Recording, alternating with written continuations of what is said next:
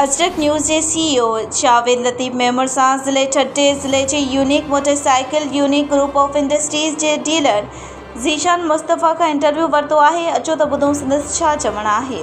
मौजूद आहियां ठट्टे शहर जे मेन नेशनल हाईवे ते क़ाइम यूनिक मोटरसाइकिल शोरूम ते जिते मूंसां गॾु हिन वक़्तु यूनिक मोटरसाइकिल शोरूम जो मालिक ज़ीशान मुस्तफ़ा मेमन गॾु आहे।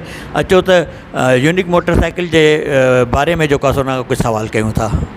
जी ज़ीशान, तव्हां इहो मूंखे ॿुधायो त जेका तव्हांजी मोटरसाइकिल 2024 ऐं 25 जेको नओं मॉडल आयो आहे उन में कहिड़ियूं तब्दीलियूं कयूं वयूं आहिनि? हा, बिस्मिल्लाह रहमान रहीम। पहिरीं त अदा तव्हांजी वॾी महिरबानी, तव्हां पंहिंजे क़ीमती वक़्त मां कढी मुंहिंजो इंटरव्यू करणु आयो आहे। बिल्कुलु हिन में ग्राफिक्स बिल्कुलु चेंज कयो वियो आहे 2024-25 मॉडल जो। उन खां अलावा 10 खां 15 मेन तब्दीलियूं ॿियूं बि कयूं वयूं आहिनि।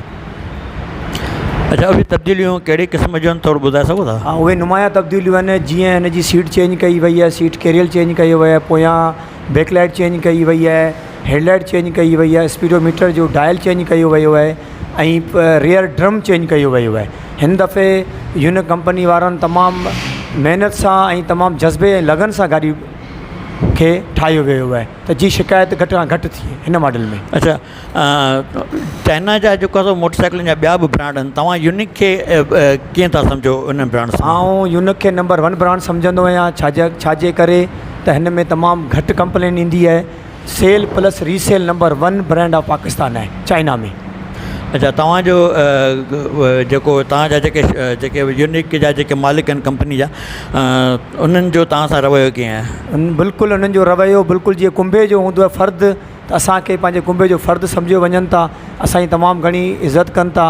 बिल्कुलु आउं नाला वठणु चाहींदुसि। चेयरमैन साहिबु असांजा अमीन खत्री साहिबु, सर अली मोहम्मद गांगरा साहिबु, ज़ुबैर गांगरा साहिबु, असद गांगरा साहिबु, अवेस गांगरा साहिबु ऐं नईम दोराजी साहिबु। बिल्ख़ुसूस तव्हांखे हिन वक़्तु फील्ड में जेको आहे माना केतिरो वक़्तु आहे यूनिक वारनि सां गॾु? मूंखे शुक्र अल्हम्दुलिल्लाह 20 साल थियण वारा आहिनि ऐं 20 सालनि खां यूनिक जो डीलर आहियां ठट्टे में, एम एज़ाज़ ऑटोज़ ठट्टा जे नाले सां। ऐं यूनिक मोटरसाइकिल तव्हांजे मुताबिक़ हिकिड़ो सुठो ब्रांड आहे चाइना जे ब्रांड में, उन सेल में को फ़र्क़ु त कोन आयो आहे? न, बिल्कुलु महांगाई त आहे पर बिल्कुलु फ़र्क़ु कोन आयो आहे। इंशाल्लाह सेल उहा ई आहे ऐं इंशाल्लाह हिन नए मॉडल खां पोइ 2024-25 में सेल खे असीं वधाइण जी कोशिशि कंदासीं। इंशाल्लाह असीं कोशिशि कामयाबी सां कंदासीं इंशाल्लाह। तव्हां यूनिक मोटरसाइकिल शोरूम जेको ठट्टे जो मालिक आहे Zeeshan Mustafa Memon unique showroom M Ejaz जे नाले सां, उन जा तव्हां व्यूज़ ॿुधा, वॾी महिरबानी।